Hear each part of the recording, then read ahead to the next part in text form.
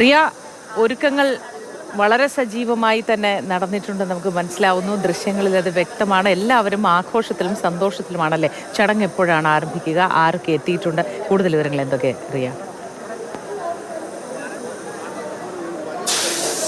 മോത്തി, ബാംഗ്ലൂർ സൗത്തിലേക്ക് എറണാകുളത്ത് നിന്ന് പുറപ്പെടുന്ന വന്ദേ ഭാരത് പുതിയ ട്രെയിൻ അതാ പൂക്കളൊക്കെ വെച്ച് അലങ്കരിച്ചിട്ടുണ്ട്. ആ ട്രെയിനിന്റെ ഉദ്ഘാടന യാത്രയാണ് അല്പസമയത്തിനകം തന്നെ ആരംഭിക്കാൻ പോകുന്നത്.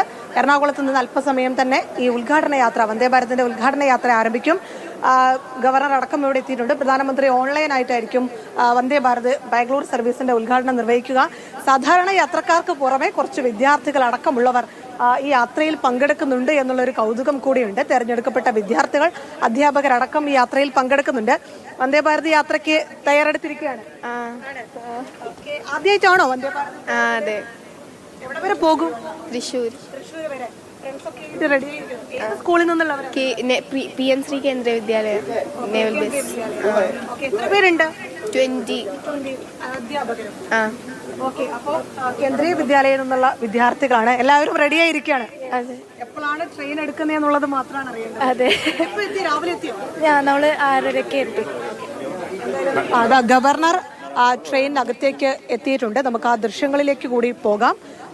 അല്പസമയത്തിനകം തന്നെ ഔദ്യോഗികമായി ഈ യാത്രയ്ക്ക് തുടക്കം കുറിക്കും. ഗവർണർ അതിന്റെ ഭാഗമായാണ് വന്ദേ ഭാരത് ട്രെയിനകത്തേക്ക് കയറിയിരിക്കുന്നത്.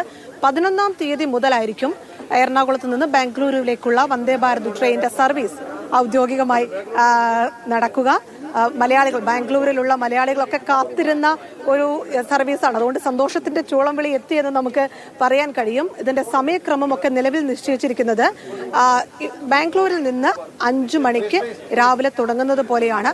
അത് ഉച്ചയോടുകൂടി തന്നെ 1:20 കൂടി തന്നെ എറണാകുളത്തെത്തും. അതിനുശേഷം ഇവിടെ നിന്ന് 2:20 ആരംഭിക്കും. എറണാകുളം സൗത്തിൽ നിന്ന് 2:20 ആരംഭിക്കും. ആ യാത്ര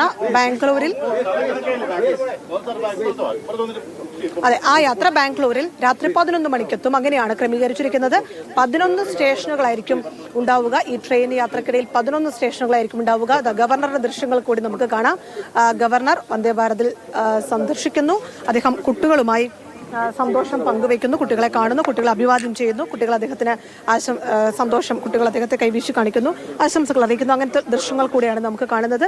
ഇതിനുശേഷം ഗവർണർ ഇവിടെ നിന്ന് ഫ്ലാഗ് ഓഫ് ചെയ്യുകയും പ്രധാനമന്ത്രി ഓൺലൈൻ വഴി ഉദ്ഘാടനം ചെയ്യുകയും ചെയ്യും. അങ്ങനെയാണ് ഇതിൻ്റെ ഒരു ഉദ്ഘാടന ചടങ്ങ്, ആദ്യ യാത്രയുടെ ചടങ്ങ് ക്രമീകരിച്ചിരിക്കുന്നത്. എന്തായാലും ഗവർണർ ബാംഗ്ലൂരു വന്ദേ ഭാരത് സർവീസിൽ കയറി വന്ദേ ഭാരത് കാണുന്നു, യാത്ര ചെയ്യുന്ന വിദ്യാർത്ഥികളുമായി സംവദിക്കുന്നു. ആ ദൃശ്യങ്ങളാണ് നമ്മളിപ്പോൾ കണ്ടുകൊണ്ടിരിക്കുന്നത്. 11-ാം തീയതി മുതൽ ബാംഗ്ലൂരിലേക്ക് പോകേണ്ടവർക്ക്, ബാംഗ്ലൂരിൽ നിന്ന് എറണാകുളത്തേക്ക് വരേണ്ടവർക്കൊക്കെ ഔദ്യോഗികമായി ഈ ട്രെയിനിൽ യാത്ര ചെയ്യാം, ട്രെയിൻ യാത്ര ആസ്വദിക്കാം. അതാണ് ഏർപ്പെടുത്തിയിരിക്കുന്നത്. 11 സ്റ്റേഷനാണ് ഈ എറണാകുളത്ത് നിന്ന് ബാംഗ്ലൂരിലേക്കുള്ള ട്രെയിൻ യാത്രക്കിടയിൽ. ശരി റിയ, സന്തോഷകരമായൊരു ദിനമാണ് ഇന്ന്. ബംഗളൂരു മലയാളികൾക്ക് ഏറെ ആശ്വാസം നൽകുന്ന ഒരു സംഭവമാണ് ഇന്ന് ആരംഭിക്കാൻ പോകുന്നത്.